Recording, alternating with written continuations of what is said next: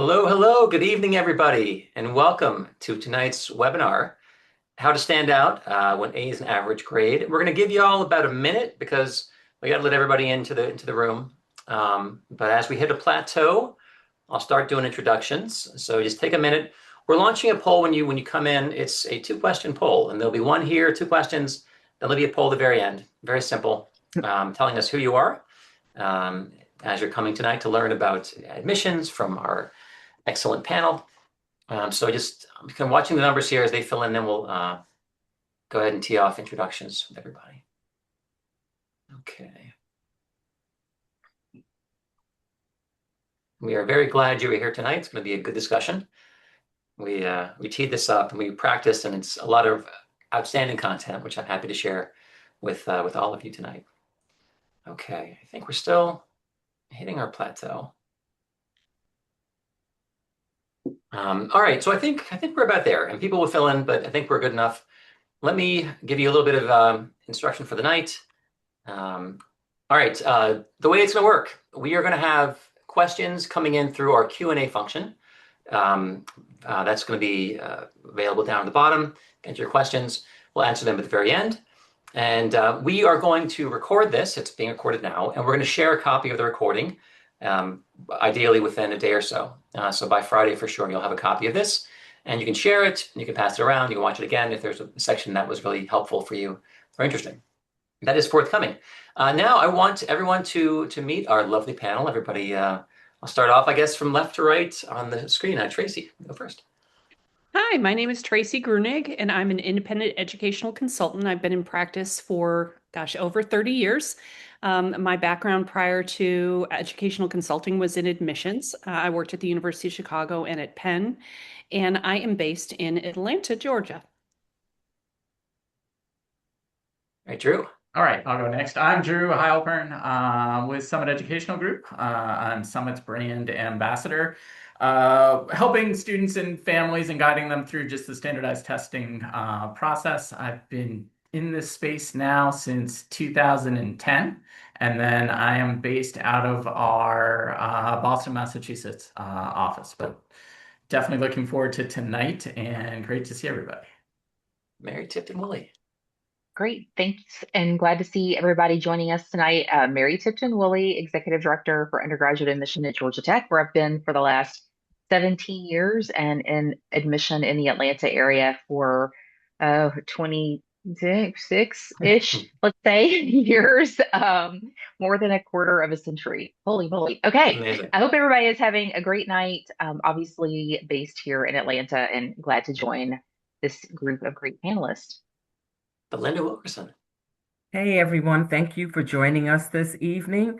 Like Tracy, I'm an independent educational consultant. I'm based in Fayetteville, North Carolina, but I work with students nationwide. I came to this profession as a middle and high school social studies teacher, and then a high school counselor, and then a counselor educator. So I've done a little bit of everything in that field. And I'm also the immediate past president of the Independent Educational Consultants Association. So we're an organization of about close to 3,000 people who are doing this wonderful work. And thank you for being here with us. Excellent. So great panel, everybody. I like very much, and very good talkers. So we're going to have a good talk tonight. I'm going to lead off just with about 6-7 slides, far short of my normal slide volume, to kind of give a context for the conversation, and then we're going to open it up. So there'll be less tonight about the actual grade inflation, more about what to do about it. But let me just kind of have a table setting. Grade inflation, upward shift in grades over time. Many of you, if you're our panel's age, you remember when A's were a little bit more rare than they are now. Grading distributions have changed. There's something called grade compression, where things have been shifting upward towards the A and B range. And that's affecting admissions, affecting how we apply, how apps are read these days. Some information I got earlier from Mary Tipton Woolley in terms of from one of her feeder schools, public here in Georgia, where the applicant GPA average is a 99.25. That's the average GPA from the school. The admitted GPA average from the school is a 100.62. And so the applicant with the lowest admit average was ranked 122 out of 522. So he's giving you a sense that when my kids, like, I have A's, good. A's are good, but they're not as special as they once were. Um, Over half of the admitted kids from Georgia for Tech have exclusively unweighted A's. That's a 4.0 with no weight. And three-fourths out-of-state students have only A's, not a single B in the transcript, giving you a sense. Again, the A's are a little bit less special. And so the vast majority, about 90% have all or mostly all unweighted A's. This is not B's in AP classes, it's just A's in the transcript. And less than 1% of admitted Georgia students have unweighted grades that are mostly B's. So for schools that are highly selective, A's are essentially table stakes. They just get you in the conversation. And here's some stats. A couple years ago, it's actually even tighter in the most recent admission cycle. But again, the vast majority of kids are coming with A's, mostly A's, and very rarely do you see mostly B's. All right, so over at MIT, another school that's very selective, getting straight A's, it's just not enough to know if you're going to do well or not. They need other things. And this is actually part of the reason they went back to test required. They needed more data points because the A's alone, that's inadequate. Whereas it used to be more compelling when A's really were rare and they were a signal. Now they've lost some of the ability to predict performance. That's part of the whole thing. There was a big study out of Harvard, Opportunity Insights, that A's are less predictive of performance and test scores are higher predictor. And that's part of the reason why every Ivy is now test required, as well as 30 or 40 top schools in the country. Down the street where I live in Emory, John Ladding says we aren't as trusting of GPA these days. Grades are definitely inflated and not as tied to performance. We're also found that if any of you track the story of the University of California, you've heard maybe some of the content, UC Berkeley, UC San Diego, these kids, where even kids who had 4.0s in math are coming in and needing remedial algebra 2. So we're giving A's away at a different clip than we used to in the 90s and the aughts. So John Ladding said, we're going to be weighing other assessments more heavily. SATs, AP scores, IB scores, things they can measure that are assessments that are not just GPA, which seems more subjective than it used to. And there's more of a game theory where if we give lower grades, our neighboring school gives higher grades, our kids are at a disadvantage. So it's like prisoner's dilemma. Therefore, if they're giving high A's, so will we. Suddenly, everyone's getting high A's. And the strength of signal of an A, it becomes diminished. So when grades stop standing out, you need something else. There are other factors, and tonight's discussion will be about the other factors. One factor here, just giving you a sense, and Drew and I both are in the space of helping kids with testing and test scores, that over time, GPAs have been steadily rising. That's the right axis from a 2.6, 2.7, up to a 3.4. This is the average. Whereas on the ACT and the SAT scores have been falling.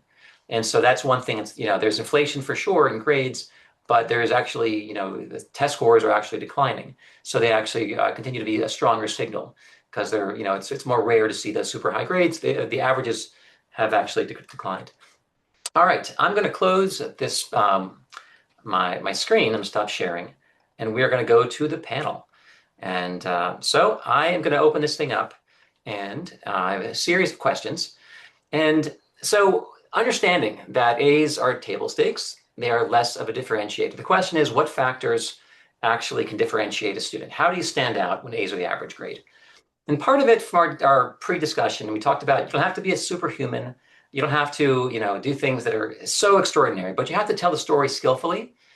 With the small everyday things that make you human, make you special. There was someone quoted, control what you can control, your application. That's you talking on paper to the admissions department. And so what I want to do now is kind of open the panel up and talk about the key factors for admission that help you stand out. And the very first one I want to open up with, it's academic rigor and the strength of your schedule, APs, honors, and dual enrollment, in terms of the kind of A's and the kind of classes and the context of every school. So I want to, and we're going to kind of just do a roundtable and let folks kind of jump in. And why don't, who wants to take the first thing? When you think about rigor in the context of standing out, or what are your thoughts for Belinda and Tracy? You see this all the time. Belinda. So it's funny that this is our first question because I was having a conversation with one of my students recently about their schedule for senior year. And we were having that discussion about AP or the honors or something else. And we talked about academic rigor. We talked about what it would look like. And one of the things that many students aren't familiar with is the school profile Mhm. that gets sent along with the transcript from the school counselor. So I had downloaded the student's school profile and showed them, said, look at all of the APs that are offered by your school. They're going to look at your whole application in the context of your school. So if you decide you're not taking AP, which you're very capable of doing, that's going to show less academic rigor than other students from your school. So let's look at that. So again, I thought that was really good because, like I said, a lot of students aren't aware of the school profile and the importance of it. Yeah, and can I comment and piggyback on what you just said, Belinda? I 100% agree with you. But on the flip side, I also have questions from a lot of parents who are concerned about the number of APs that their students are taking Mhm. because they may not be offered at that school. So it's within context of a school. And I tell Mhm. families and students, you cannot be penalized for not taking an AP that is not offered to you. But if it is offered to you, you want to seriously consider taking that course if it's academically appropriate, because you still want to do well in those AP courses. And so you want to look at the big picture of the transcript and making sure that you're increasing your level of rigor each year, but doing it appropriately so. Right. So if your school offers, 50 APs, you should not be trying to cram all of those APs into those 4 Exactly. years. Then you can just be a little bit pickier about which AP Yes. you decide to take. Absolutely. Yeah. Yeah, that's the part I was going to say that I think there's a misperception about my school offers 25 or whatever the volume is Yeah. APs. So I need to take all of those, which is probably Crazy. impossible Hmm. and definitely crazy. And I think that's absolute for my seat in the admission office. That's not the purpose. I think schools are trying to offer a wide variety because students have different interests. And the feeling that I need to take all of those is not at all what we're trying to say. Right. I can't say to a student like what's the right amount. Yeah. I think that's a much bigger and it's a very individual conversation. But I think I agree, like leaning in the areas where you have an interest, Yeah. where you are a strong student academically, that is smart. But I recognize from my seat, we tend to say things like maximize your rigor all the time. I'm like, we need to nuance that a little bit, like maximize that within reason to balance other things that you want to do, both true, like I want to be involved in these organizations, I want to have impact, and also like I want to have some fun. I want to spend time with my family, I want to spend time with my friends. All of those things really matter. The sort of arms race to who can take the most APs, the only people losing in that, honestly, are students that are, Yeah. I think, really, really struggling at some point in those areas. So that's from my seat. I think that's really true. I also recognize for a family, that's a really hard decision to say, like, we're going to take a step back. It's hard to do that if you look around and nobody else seems to be making that same decision. I would love for that to be more of a conversation, like in schools and in communities. So, we'll start it here tonight, for real. Yeah, and we think about it as kind of like to your point, Mary, we think of it as being like from an executive functioning standpoint, like realistically, what can you handle? Like what level of Right. rigor can you be successful with? And, sometimes we try to ask students like, well, why is it that you're interested in taking this AP class or this advanced class? And you can't tell me it's because I think it's going to look good on my college application. And you can't tell me because my friends are taking it.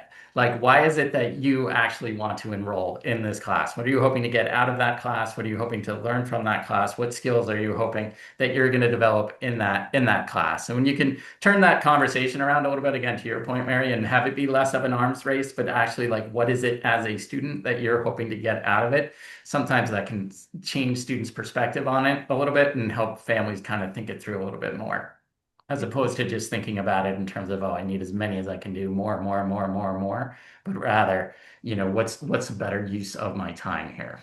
Yeah. And for everything, there's a price. And Right, sometimes it's not worth it because you can Right. compromise the quality of your mental health, the right. quality of your experience of being a junior or a senior just to win the arms race. And like, what are you giving up? And to your point, Mayor Tippin, it's like it's not always a good exchange. If you've lost more than you've gained in this calculus, but especially it's going to be a lot of work and a lot of labor. Very often I've told students to take a step back and think holistically about your time, about being a junior in high school or a senior, and you want that to be just a total grind. And that'll just change the memory of your experience of what high school was, and just based on your own choices. So be mindful of that. Shifting from just rigor. So we have grades, academic rigor. Those are the top two factors for the NACAC, the polls. Then we go to the other quantitative pieces, other testing, and talking about SATs, ACTs, APs, IBs, standing out, differentiating yourself, thinking about those pieces on the transcript, how much they matter, what you're seeing. Tracy and Belinda, when your kids are applying with strong APs, IBs testing, Mary Tipton and Willie from your chair, how you evaluate those, think about those in context of the students in their high schools. I'll open this up to you guys. Whoever wants to go on. Yeah. I actually had one thought that's on your last question. I'm breaking please. protocol here already on the second question. But Okay. one thing I wanted to say when we talk about more students are getting A's, and this is related to rigor, that's why I wanted to sort of put a note on this. A's aren't the same as they were when I was in high school. I mean, Yeah. the grading scale for my high school was you had to have a 95 or higher to have an A. So that's part of it. And then we weren't getting like 5, 10, whatever, like 0.5, however your GPA is calculated. We weren't getting like points adding on to a grade. And the reason that's important is because it's expanded the A range, right? So like used to, students would get an A in a range of 5 points or maybe 10 points if your school was on a 90 to 100 scale. And now there are many schools where students are getting an A in a range of 20 points, maybe, or 15 points or something like that, based on the way that school is adding weight to those courses. And so I will just say that like the flavor of the A is a little bit different as well. It actually means that it's like another lens on why A's aren't as meaningful, because now we're basically saying there's a difference in a weighted 90 and a weighted 104. Like that's a big difference. When we were all in high school, that probably would have been an A and a B. And so we and the admission officer left like parsing within the same grade range. So I just think that's worth noting, because a lot of conversations with, you know, lots of people that are not intimately involved with high schoolers, I'll phrase it that way, are kind of saying like, well, this student has a 4.0. And I'm like, sometimes that actually is literally a 4.0. And I'm like, sure, but the highest GPA at that school is a 4.78. And so it's this really like kind of a mind shift about what does it mean to even have an A. So that's like another layer. I'll be quiet on your question about testing. I'll be quiet for a minute and let other folks go, and happy to jump in a minute. Then But I wanted to put definitely that. want your perspective, because I remember talking about with you about in BC Calculus, how many kids have fives? And is it a differentiator for a school like Tech? Maybe not. At other schools, maybe. So I kind of want to open this up. And Drew, you coach kids, Belinda and Tracy. What are you seeing in terms of as a differentiating factor? How much are you seeing testing move the needle for the primary tests, SAT, ACTs, to what tier of school? And then also APs, IBs, having good performance, how much that makes a difference. I want to open it up to you all. Sure, I can say, I mean, nationally speaking, we are certainly seeing more students taking tests. Yeah. As more schools have gone back to test required. And even for some of the test optional schools that seem like they're leaning more into testing a little bit, we're certainly from sort of a national conversation that testing is certainly more on families' radar, and that it's going to be, depending on the schools that ultimately end up on their list, it's going to be something that they kind of need to plan for or think about. So we're certainly seeing that trend. And I will say from sort of the test perspective, side of it, like we see testing as just as a chance for students to show off a little bit. It's another data point that they can potentially share, with schools. It's a chance to validate the transcript. But it's certainly, obviously, as we'll hear tonight, like it is not the be all end all of the college admission process. Like your success in this process is not going to come down to your standardized testing score. But having said that, we do want kids to be able to show off a little bit, put their best foot forward, and try to get a score that just they feel is more reflective of what they're capable of academically. It's not endless prep. It's not shooting for a perfect score. It's just getting a score that they feel like, yeah, this is more representative of kind of who I think I am academically, and more showcasing to schools what I'm capable of. So that's just kind of some context in terms of how we think about the scores and how we, like to talk about it with families and with students. Yeah, to your point, Drew, I try to tell families and students when they do look at their curriculum and they're making decisions about which AP classes to take, I always encourage them to think about, to really consciously consider that AP exam in May, in that we're not doing this just for college credit. We're doing this to show off in the application process where you feel like you have talent and skill and interest. So let's take those AP IB courses in the subjects that really interest you, because that's going to be reflected in the application. Yeah, and that's so true. Just thinking about some of the changes that came about in North Carolina in the UNC system. The schools are test optional, but there's a caveat to it now. If you have a GPA below 2.8, you have to submit your test scores. Mm. So But people how need many to be, kids have a GPA below 2.8 who are applying to these UNT schools? I don't know. yeah. And, it could be, so again, so just knowing that, so that's kids, in state, out of state, it doesn't matter. So people need to be aware of those types of policies. Yeah, definitely. I think when we think about testing, maybe just more broadly for starters and kind of thinking about SAT, ACT, and AP, and like all in different buckets for a Yeah, second. yeah, I'm setting ACT and SAT in two buckets for a minute to say that hopefully everyone listening tonight, if you want to be on a call like this, you probably know that the ACT has made some pretty big changes in that there's a whole section that is no longer required to be part of the test. That's the science section. Um, I think what I would just say on that is you should be asking all the schools you're interested in if they care about that section. That's sort of the bottom line there. So I do think that that's like a little wrinkle in the ACT that you should be aware of. This is a particularly kind of funky year for consideration because we're going to have students with two different types of scores. It'll all get sorted in the end. Here's what I'll say about testing. It's like a one day, one time kind of thing. That's what I always tell students. And I think the day in, day out in high school is so much more helpful to us. Yes, we see a lot of students with A's, that's true, but we also know that testing is one day and it might have been on a Saturday at a school that you don't attend and you had to drive there and you had to get up really early and all those kinds of things. Or it may be at your school during the school day, and that's increasingly the case. And I think that's a good thing for students. So, that's kind of the SAT and the ACT of it all. There are still universities that are test optional if that's what you desire. There's plenty of them out there still. In the state of Georgia, that landscape is shifting. So that's just, you want to be aware of that. And most importantly, in Georgia, the Hope and Zell Miller Scholarship continue to be test required. So I think that's important. On the AP side of things, let me actually first say that some of you on this call might be taking IB courses, and that's kind of a whole other ballgame because you're not taking those tests until usually like at graduation almost, and we're never going to see those scores before you're enrolling. So that's just can't be part of the admission process, right? The timing doesn't make it make sense. The same thing is true for students taking senior year AP classes. We're never going to see those actual scores, right? But if you've taken AP courses in ninth, 10th, or 11th grade and you want to self-report those scores to us in the admission process, you can definitely do that. What we tend to see is the students who have the strongest grades in the class tend to also do well on the exam. That's kind of I think a lot of universities will tell you that you can sort of say there's trends within schools. You can tell the schools that they're preparing the students really well for the test. The teachers are paying attention to what they need to be covering in the class material to make sure students are prepared for the test. And then, the best students are doing the best on the test. Like both of those things are pretty common trends. What happens at a place, this is a Georgia Tech thing, but I think this would be true for a lot of selective universities with high achieving students applying, is that the test scores tend to get clustered on really in the really high end of test score ranges. And so we have a lot of students with really strong test scores.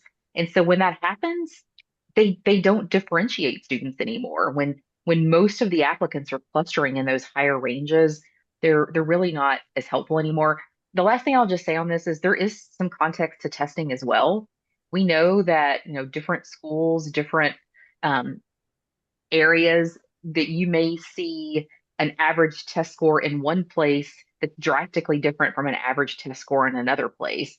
And when a student is outperforming in either of those scenarios, like we would take notice of that in an admission office. So I was covering a lot, but hopefully that gives you a little bit of a sense of how we're thinking about testing. If I had to sum this up, it'd be like it's all context, all yeah, contextual. yeah. I think that's right because tech is admits at a certain level and a very, very high level. There are other schools where a strong suite of AP scores could be a Mhm. differentiator. Yeah, And you've absolutely. seen that, yeah. Oh, and Um, I should just say quickly, sorry, to speak up for the really large number of universities in the US where a test score might be half of your admission decision. Like they may just say, if you have this score and these grades or these courses, you're going to be admitted. You sort of know those boxes you can check ahead of time. There's something to be said for that feeling nice in an admission process. The same is true for university scholarships that are based on test scores. So yeah. there is something to be said for that, and you need to know that as you're considering schools. Yeah, Mary, something I'll just add, like the other component which you just mentioned around standardized testing scores is sometimes it can impact merit aid and Yep. scholarship Mhm. eligibility and things. So just something else to have on your radar as you're thinking about sort of your testing journey. Yep. Excellent. All right, the next piece is going to be personal statements and supplements. And supplements, we've had this discussion among ourselves that if there's been a big shift this year, like Northeastern, they dropped theirs years ago and their applications really popped, and many colleges have taken notice. And the schools who have eliminated supplements, Georgia Tech, Chapel Hill, UGA dropped the Meaningful Book essay, Miami, Tulane got rid of the Why Tulane essay, yeah, UW, U Vermont, and partially reduced. Cornell dropped its university-wide essay. WashU and St. Louis dropped a supplement. Wake Forest went down to one prompt. Yale dropped the Why Yale question. UVA dropped a year earlier, and their regular applications jumped 50%. So when colleges see this, when you dump your supplements, more kids apply because so much, on the Common App, all I do is just press submit now because there's no more extra effort.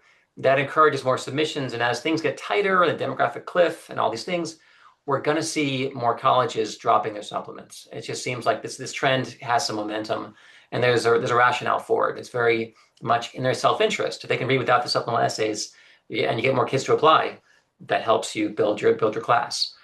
So let's talk about that. And with supplements gone, it puts more weight on whatever is remaining, right? If you pull away a leg of the stool, there's more weight on the other pieces. And so talk to me about supplements that remain, but also, and then more importantly, the personal statements, because that is left, that's the Common App, and how you think about it, and in terms of differentiating yourself, standing out, where that fits in, because that is, that's one clear piece where a student gets to have their voice, share a part of themselves. So everyone, I want you to explore this topic.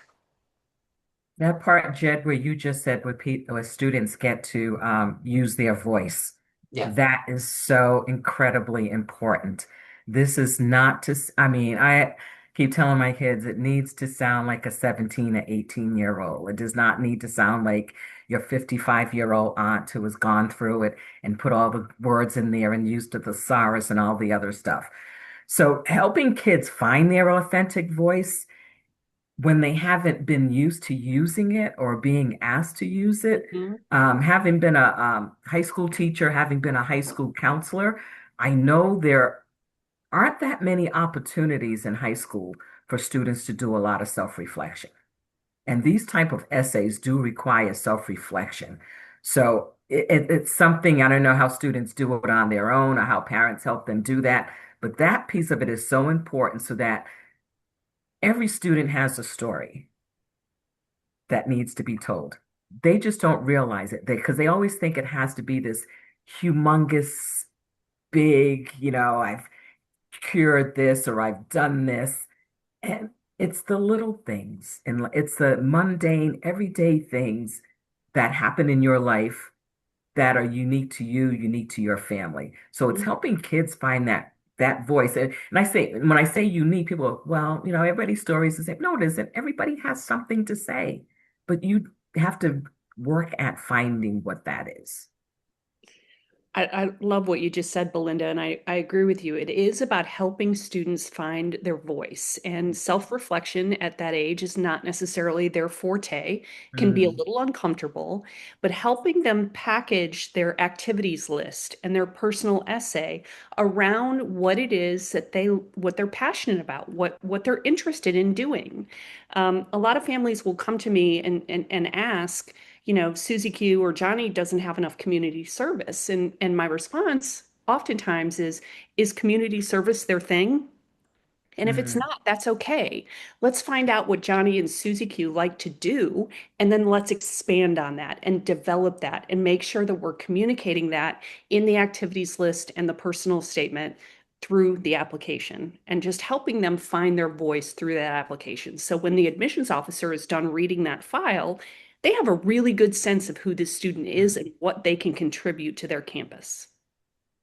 One of my all-time favorite essays, I mean, I still remember it, it's from a long time ago, was about a student writing about living next door to her grandparents and all the time she spent at their home and all that she had kind of learned from them. I mean, that's just like daily life, right?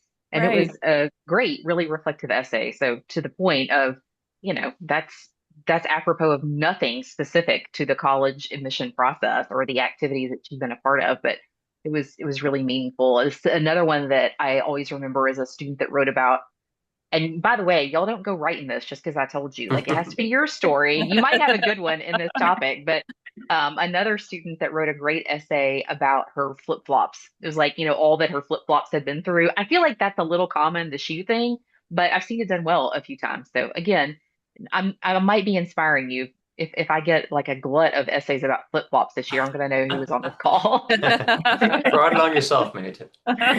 Yeah, but point being, like, I work at Georgia Tech. I didn't tell y'all I remember essays about robotics or whatever. I'm Right. remembering these essays that feel personal. Yeah, But yeah, the narrative essay is it's the hardest one to write. It's so much easier to write a book report than write about yourself. So absolutely. my advice on that would be like, you really do have to start early to be thoughtful Mhm. about it. And I think Yeah. that's a really critical mistake that students make, thinking they can kind of like the last hour figure out what they want to write about and get an essay written. And that's really, really tough. I think about like my wife and I, after the kids are in bed, we watch comedy shows and sometimes we watch stand-up comedy. And the best stand-ups, like they're telling their story, things Yes. that Hmm. they know about Right. their upbringing. That's when they really get good. And it's not generic. It's not like it's really it's specific to them, that little slice of life. Whatever, what you know, like tell what you know. And then it's much more interesting and it catches a broader audience. There's power in that. All right, very good. So one of the other questions we get a lot, and I mean, shucks, I get emails a lot from people in this industry or research. There's one, big thing, and tech, a lot about research, listening to folks at Penn talking about how many kids are applying with research, but talking about summers, talking about research and summers, I guess let's broaden it out to research, internships, summer programs, and service, which is a lot. Maybe that's too much, but and thinking about, having standing out, being competitive, thinking about how to use my time, my summers, Mhm. and not just resume building, but actually, exploring things that are interesting, that are real, context. Let me open it up. So again, so the big ones: research, internships, summer programs, and service. What I like, and anyone take it. It's a big topic. I think I'll that start with Uh, Yeah. go ahead, sorry. Tracy. Yes. I think that question is contextual and it depends on the student and it depends on the family. And if I'm sitting and talking to a student they present a summer opportunity or I present one to them around their particular areas of interest and their eyes roll into the back of their heads, I have a pretty good sense that that's probably not where they should be spending their time. Spend your time where you most want to spend your time instead of trying to kind of go down a checklist of things that you think you need to be doing from a college admission and resume building perspective. And I'll just give you a couple of examples. I had a student last year that I worked with who her passion was baking. She loved to bake. And so she wrote her personal statement about baking and how that translated to the skills that she learned in the kitchen and how that translated to other areas of her life. And then she started a little baking business. And she also had a love for animals. And she raised money through this baking business to donate to a local adoption agency for pets. And she quantified that in her application to give greater context to how much time and energy and effort she put into something that she was passionate about. That's just an example. I think research in general is fantastic. if it's a subject matter that really interests the students and they're excited about it. So that's the first question that I always ask. Put a pulse on how interested you are in the program, in the research, in the summer program, or the activity. And if it's not something that you're interested in doing, that's okay. Then move in a different direction and find something else. Yeah, that is so true, Tracy. You get so many questions from students like, well, what do they want to see on my activities? Right. What do they want to see? I said, what is it you want to tell them about you? This is another opportunity for you to tell your story, but in a different way. They get to see what you think is valuable, what kind of character you have and the types of things that you may be doing. It's so funny because I have a baker this year. Well, she's actually a junior. Um, but we were talking about what she's learned with the math that she's learned in Mhm. doing it. Because what she's been doing is she's been going to farmers markets and setting up and learning how to price and deciding whether or not she made too many goods because now she's got too many to take home. And how do you figure that out? And I said, oh, girl, I said, you've got your essay we don't have to worry about that. You have your essay when we get started on that. But again, having kids think about it, when we talk about research, this question comes up so much because we know there are so many organizations that are giving students the opportunity to do research for a fee. So we, again, taking it into context, who can afford to do that and who can't afford to do that? So we have to think about um, those type of opportunities. I know people say, well, should they do it if it's what we call pay to play? Um, if it's important to you and it's something you're deeply interested in, then go ahead and do it because it's about what you get out of it. It's not about what the college is going to think if it's on that particular activities list. And then for students who can't afford those programs, I'm fortunate I belong to this affinity group about summer learning opportunities, and we're always looking for those different ways that students can do research that may not that will be cost effective for them, whatever that may look like. So again, it's sometimes thinking out of the box to find Mhm. out where those opportunities are.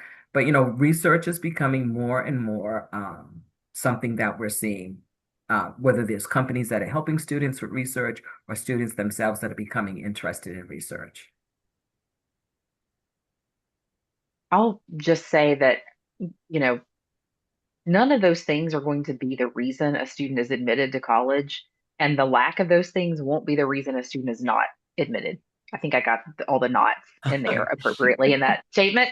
Um, the moral, I'll just flip the lens, and y'all are kind of touching on this a little bit, which is you shouldn't be doing that for a resume or to try to get into college. But if you have an opportunity presented to you and you think it's going to help you refine your area of interest, maybe what you want to study, maybe a class you want to take, whatever the case may be, then I think that's great if that's something that's reasonable. It's also totally fine to have a summer where you're at summer camp or you're working a part-time job or you're babysitting your neighbors or whatever the case may be. Like those are also really good summers. I always just say to students, like, you probably shouldn't like lay on your couch all summer because you're missing an opportunity Yeah. to, if nothing else, sit around and work on your college applications. But it doesn't, we're not specifically going and looking to see, because to be frank, probably many, I'm going to go with most students don't even live in a place where they would have an opportunity to do some of the things that we're Mhm. talking about. So, yeah, do it for you, not for your college application. Can that be the theme of the night, maybe? Yeah, Yeah, Yeah, so I love that theme. too. I do And too. go ahead, Tracy. Yeah. No, I couldn't agree with that more. Just I think sometimes it's a relief for, I'll tell you a story about a pair of twins that came into me. I was working with both of them, and their happy place is their summer camp. It's a summer camp they've been going to since they were like 4 or 5 years old, and they were now, juniors in high school or sophomores when I first met with them. And the very first question that they asked me when they came in to see me was, do we have to give up going to summer camp, going to this camp Mm. that we love so much to do other things? And I just looked at them and said, no, absolutely not. You go to summer camp. You love that. That's your happy place. That's absolutely what you should do. So to your point, Belinda and Mary Tipton, it's just all about kids doing what they love and what they're passionate about, whatever that may be. It's not a checklist for the college application process.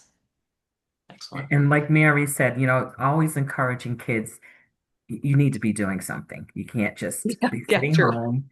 You have to be doing, and then so helping them, again, think when those who, they haven't really maybe given it that much thought.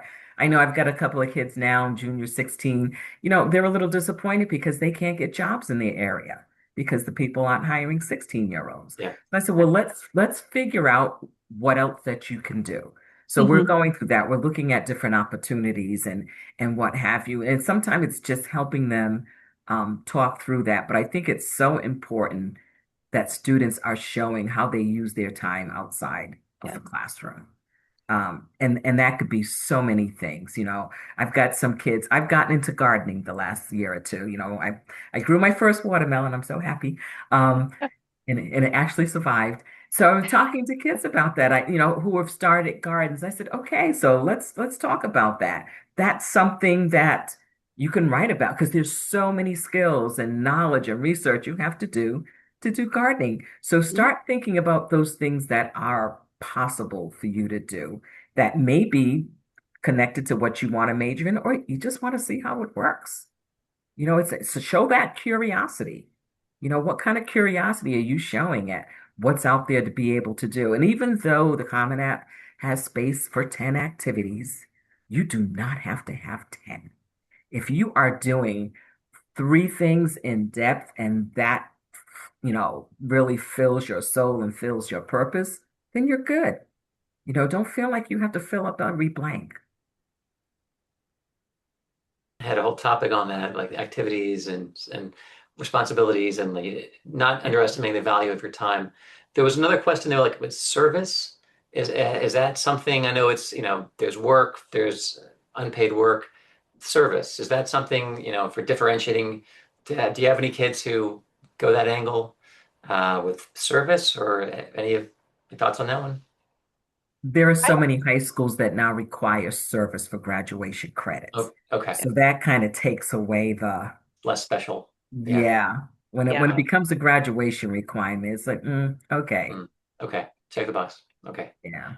Um, how about in terms of like, or Drew, do you have a comment Oh, or? no, No? nope. Okay, so in terms of like athletics or other activities that students do out of class, in terms of trying to stand out again, how that fits in what you've seen in the past couple of years with kids applying to different schools or at tech. So again, this is not the academics, this is the after school athletics, kids in band, kids in the play, a cappella. What are your thoughts on that? My thoughts are, I have some students who are athletes. I have some students who are musicians. I have some students who are dancers, some students who just love to work, have an entrepreneurial spirit. And it's making sure that you organize your college resume around your areas of interest. And those areas of interest could be service. For some students, they are, and for other students, that's not what they want to spend their time doing, and that's okay. I have it for my athletes who play club sports. That takes up a tremendous amount of time, and they don't have time for as much community service as maybe the students sitting next to them in class. And again, that's okay. A lot of families and students feel like they have to do it all, and you don't. You can burn yourself out, but you just need to communicate to the admissions office through the resume and the list of activities what it is you enjoy spending your time doing.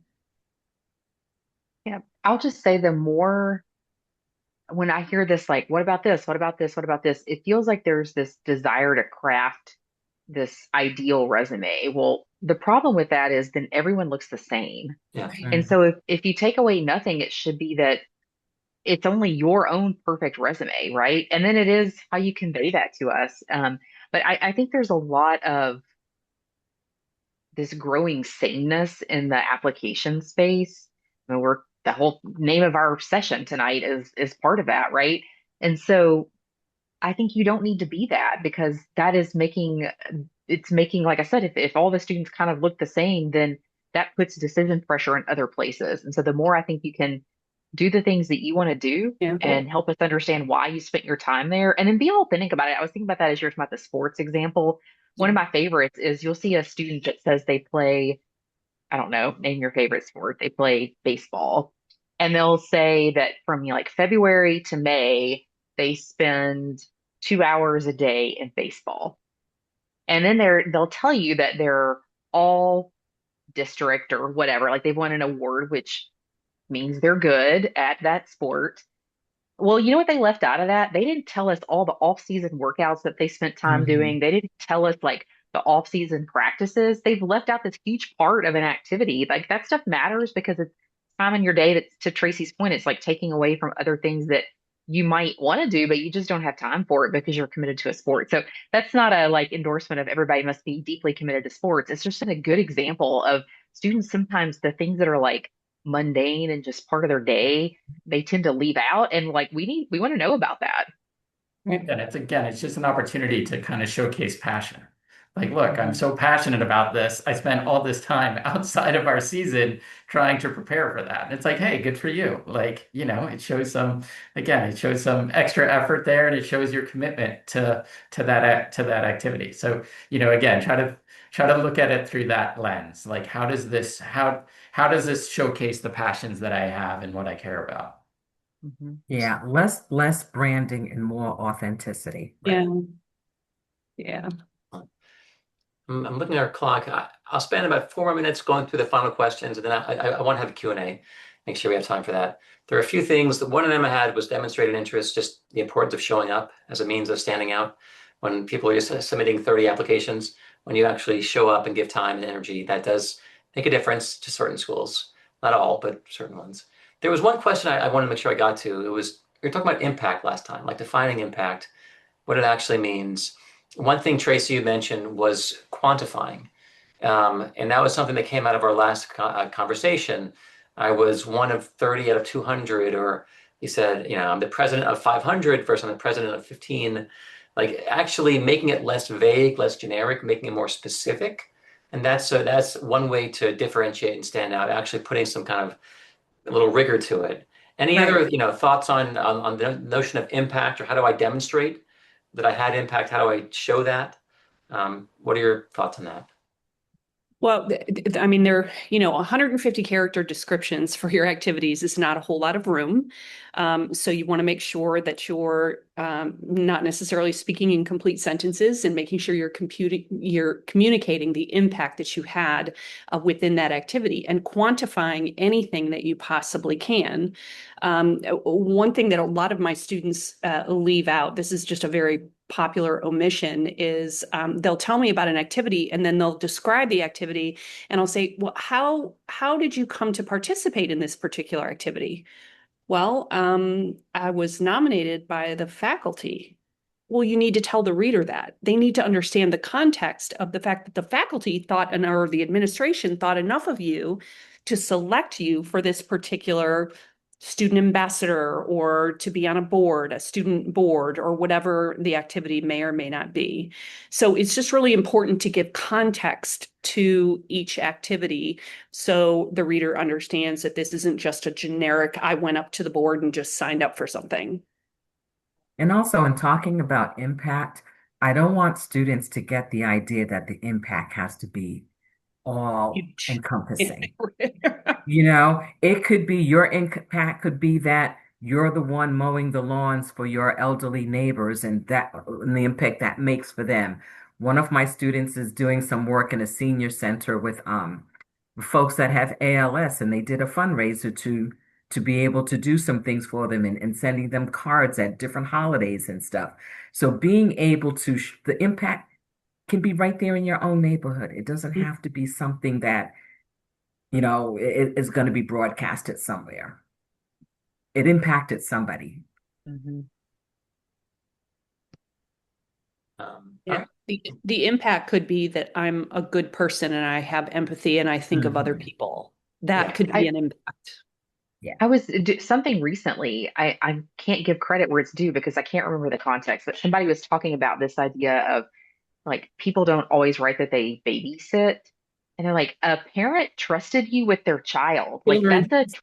that says a lot about you as a human and like having an impact on these kids, especially if you've listed it for multiple years. That means you got to ask back, right? So like Mhm. Right. those are the kinds of Yeah. things that people just, it's like, yeah, they're my neighbors. I babysat for them, but like, you should tell us about that. There's a lot of responsibility in that. So yes, sometimes the mundane is actually not nearly as mundane to admission staff as you think Mhm. it is going to be.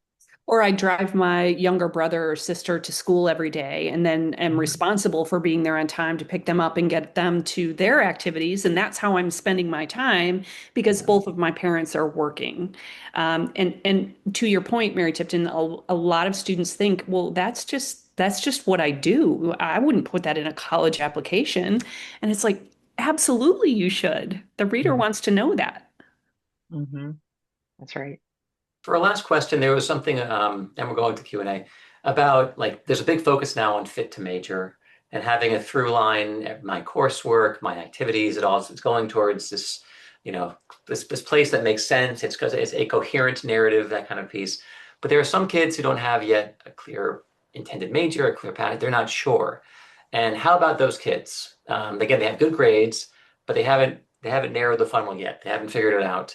What are your thoughts about those kids trying to differentiate themselves and stand out when they haven't yet said, I'm going to be this thing? They're not sure yet. I I think, think that does Yeah. sorry. Go ahead. Yeah, I think that does depend on the place, right? There are schools that are so good at helping a kid that really has no idea figure out what they want to do, and there are some that are better at taking a kid on a path that they think they want to be on and helping direct them that way. And so that to me is part of the college search.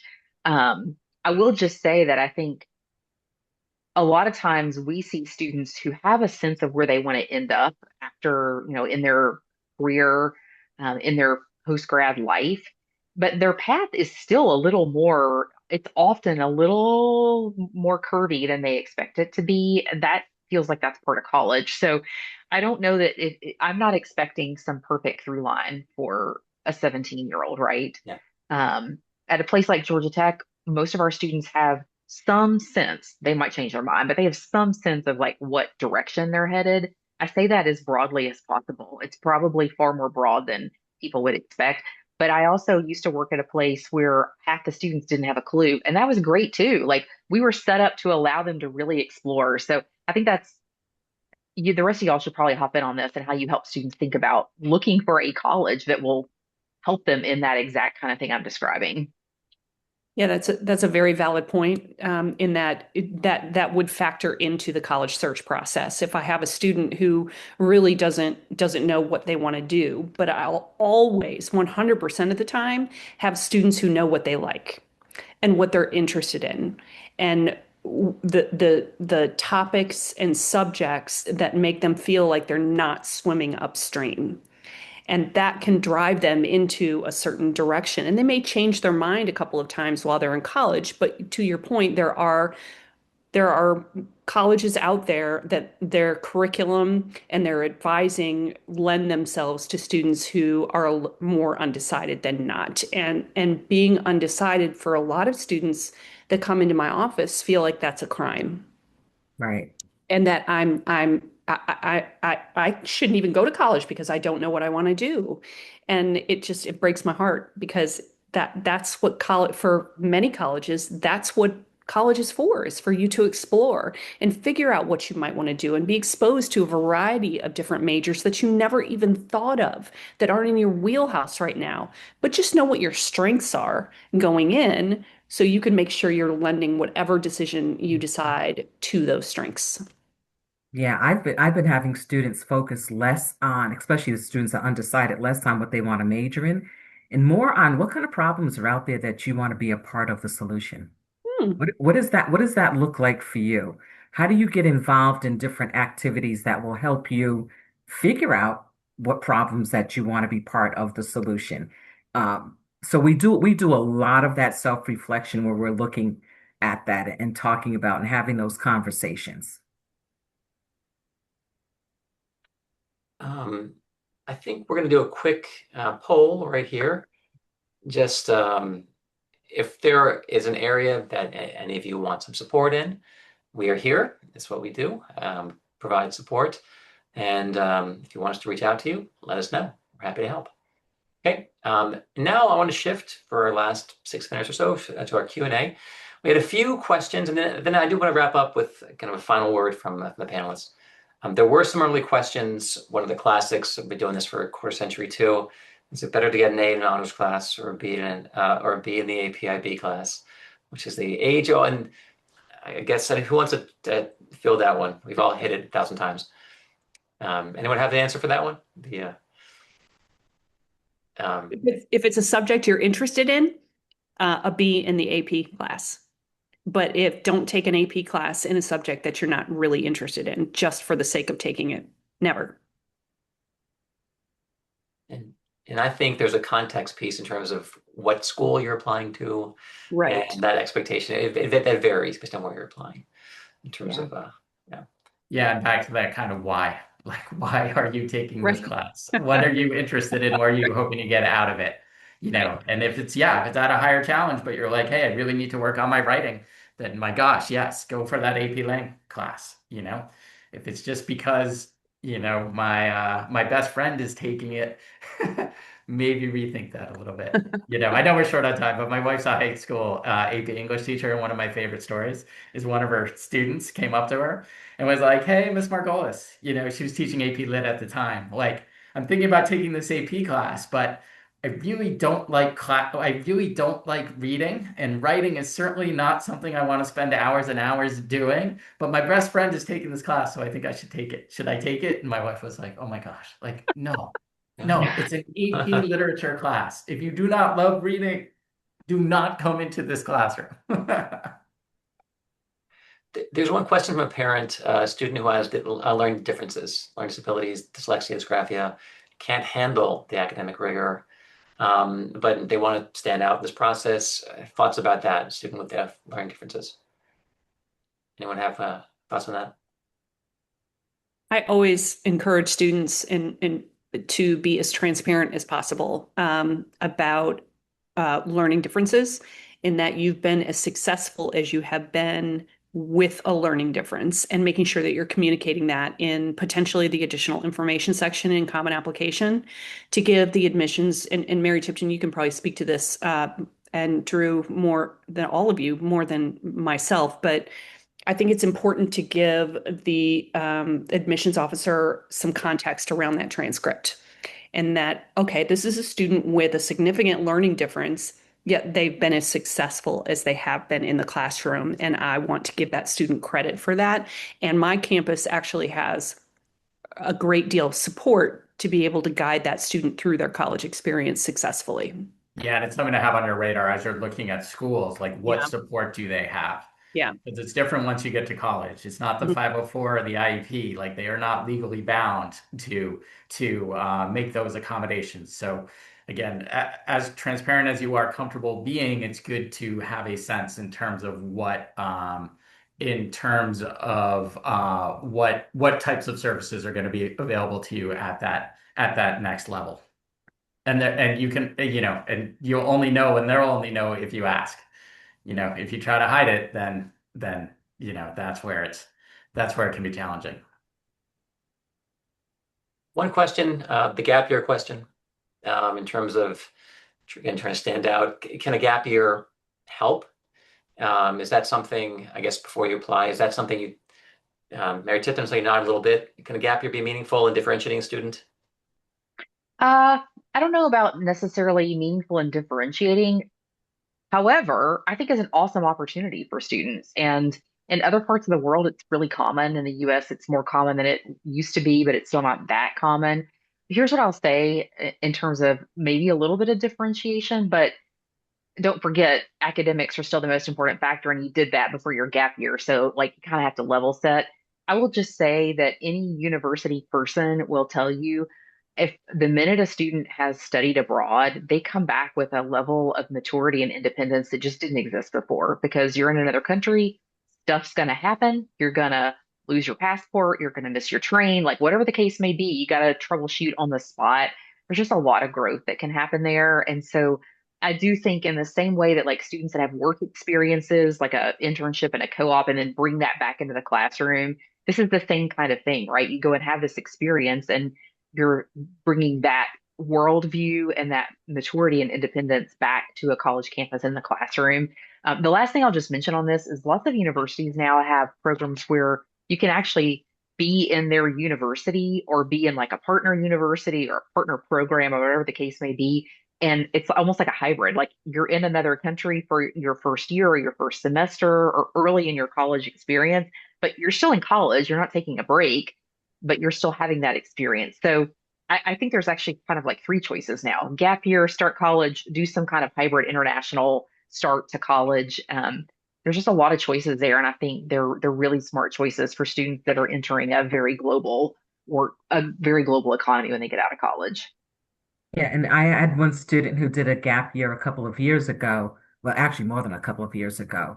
Um, because she wasn't quite ready. She thought she was ready, but then something she just said no. So she ended up working for a year and then um reapplying to colleges and went a whole different direction, did super well and is now in a Ph.D. program. So so it was right for her to take that gap year because she needed to step back and just reframe what it was she wanted to do at that point.